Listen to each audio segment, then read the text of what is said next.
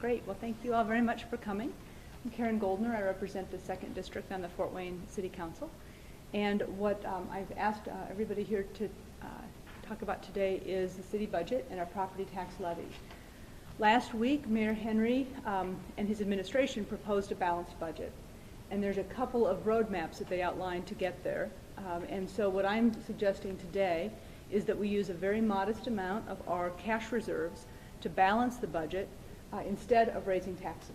So we would take the amount that we would need to keep the levy at about 106 million, the gross levy, which is what it was last year, with using some money out of our cash reserves to be able to do that. So why can we do that? Over the last 3 years, I've worked with Mayor Henry and Pat Roller and the department heads to be able to keep our finances strong in city government.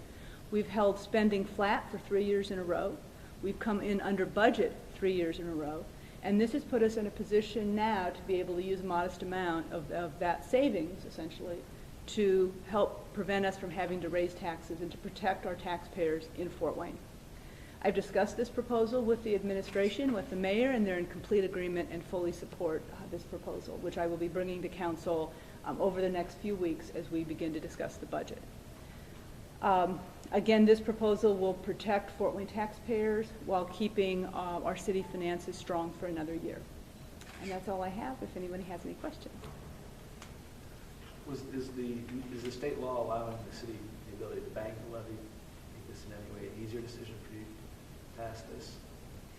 It does, because we really do want to be able to be responsible about this and protect taxpayers by not having to raise the levy, and that change in state law was helpful in that. But really the primary thing is because for the last 3 years, the Henry administration and the council, but really I want to credit Mayor Henry and his team, have been able to come in under budget with flat spending, and that money has dropped into our savings account, if you will, into our cash reserve, and we can now use a modest amount of that to avoid having to raise property tax levy, the property tax levy for 2012. And we're talking cash reserve because it has been mentioned by others that maybe we should use the light lease money or... Right, this is the cash reserve. This is essentially the city's operating savings account, if you look at it from that way. So you're going to be talking to city council folks over the next couple of weeks. Have you spoken with them already? Have they kind of expressed? I know you said you talked to the administration. What are their thoughts on this? Well, the administration is fully supportive of it. I've spoken with both Controller Pat Roller and Mayor Henry himself, and they're fully supportive.